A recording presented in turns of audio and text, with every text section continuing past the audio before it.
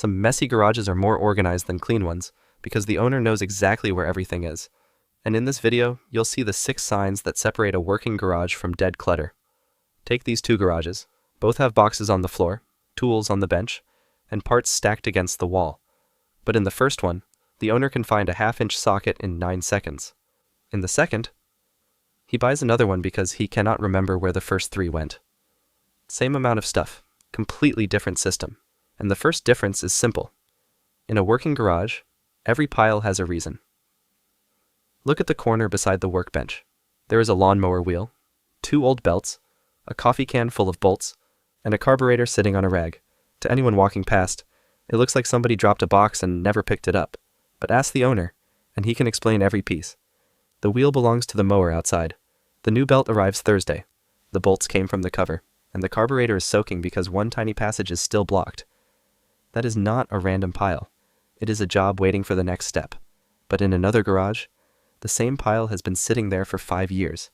The mower is gone. Nobody remembers where the belts came from, and the bolts no longer belong to anything. That is the first difference. A working pile has a reason. Real clutter is what remains after the reason disappears. 2. He can find what he needs. A clean pegboard looks organized. Every wrench has an outline. Every screwdriver faces the same direction. But that does not always mean the garage works. A man may keep his most used wrench on top of the toolbox, because that is where his hand reaches first. He may keep electrical tape inside an old coffee mug, because the mug sits beside the wiring bench.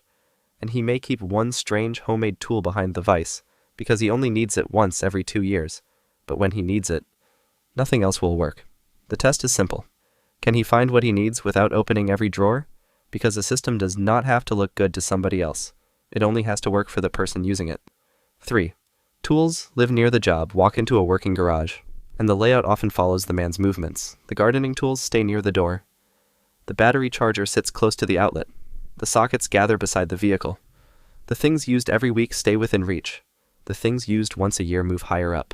It may not be straight, it may not match, but it saves steps. A showroom is arranged for the eye. A working garage is arranged for the hand, and that is why moving one tool can cause so much trouble. Someone may think they are helping. They put the pliers in a drawer, move the drill to a shelf, and throw away the little metal bracket beside the bench. Now the garage looks better, but the owner has lost 3 things he knew exactly how to find. 4. Projects are paused, not buried. There is an old motorcycle near the wall. The seat is off, one side panel is missing, and a box of parts sits underneath it. It looks abandoned, but the owner knows exactly what it needs: a fuel line, a battery, and one free Saturday. That project is paused. It still has a next step, but another project may sit in the same place for 10 years. Nobody knows what broke. The parts are missing, and the owner has stopped noticing it. That is when a project becomes clutter. Not when it takes a long time, but when nobody knows what should happen next. So look at the unfinished thing in your garage. Do you know what it needs? Or have you simply learned to walk around it? If these small garage habits feel familiar, consider subscribing. This channel is built around the things people do every day, but rarely stop to understand. 5. The garage can still breathe. Even a busy garage needs one clear place. A corner of the bench. A square of floor. Enough room to set down a part, open a toolbox, or begin the next repair. When every surface becomes storage, the garage slowly loses its purpose. The workbench becomes another shelf. The floor becomes another pile.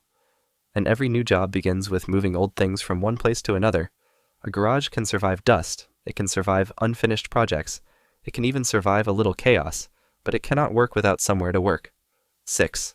A real system can recover. During a job, a working garage can look terrible. Tools everywhere. Boxes open, rags on the floor, parts lined across the bench. That is normal. Work creates disorder. The real question is what happens when the job is finished. Can the main tools return to their places? Can the waste leave? Can the bench become usable again? Can the garage make room for the next thing? Because a working system does not stay perfect. It recovers. Dead clutter does not recover. It only moves from one corner to another.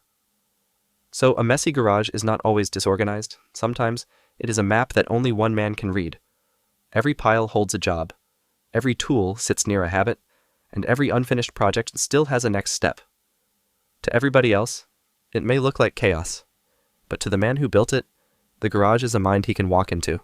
And the moment he can no longer explain the piles, find what he needs, or clear a place to begin, the mess has stopped being a system.